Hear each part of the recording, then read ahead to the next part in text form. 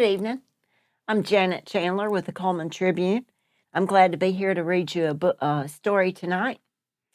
I'm going to read from Mickey and Minnie's Storybook Collection. I'm going to be reading Donald Duck and the Buried Treasure. One afternoon, Donald Duck and his nephews, Huey, Dewey, and Louie, were taking a drive. Soon they found themselves going through a small village near the water.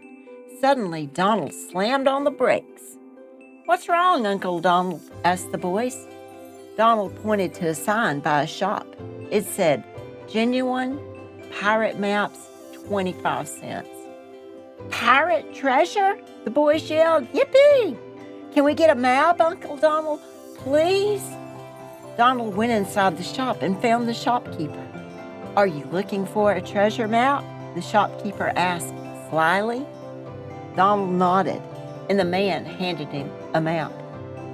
Then, because treasure hunters need things like besides maps, the shopkeeper sold Donald a shovel, a pickaxe, a compass, ropes for hauling up the treasure, and sacks for carrying it home. Last of all, he rented Donald the biggest boat at the dock. In no time, Donald and his nephews were rowing out to the island on the map. "Look for the forked tree. Take 10 paces north and then dig," Donald read.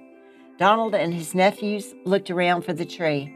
"There it is," Huey yelled. "Let's go."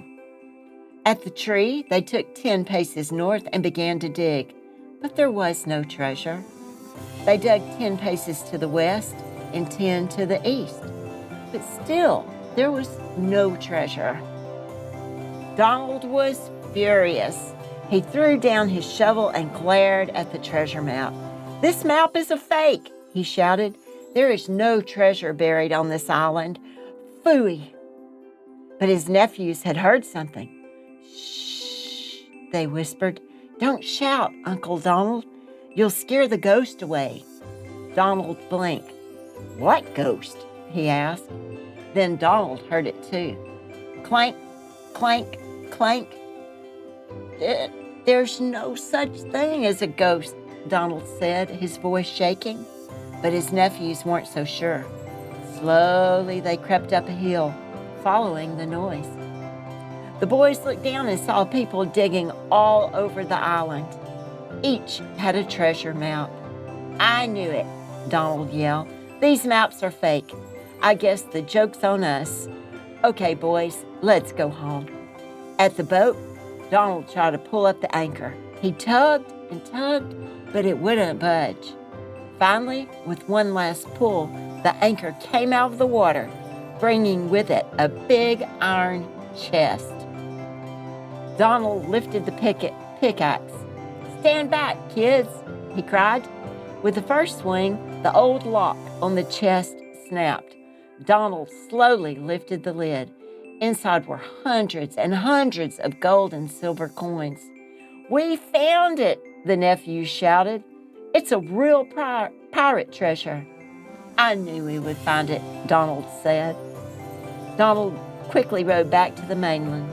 "Just 1 second, boys," he said as his nephews brought the chest to their car.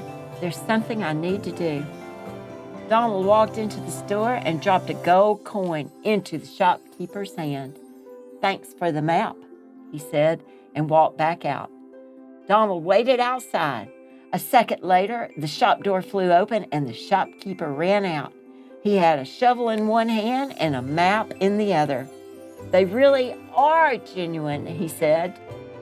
Donald and his nephews watched the shopkeeper hop into his boat. "Good luck," Donald yelled. "Happy hunting," cried Huey, Dewey, and Louie. The boys waved goodbye, and then they all went home to count their genuine pirate treasure. The end. Thank you, good night, and sweet dreams.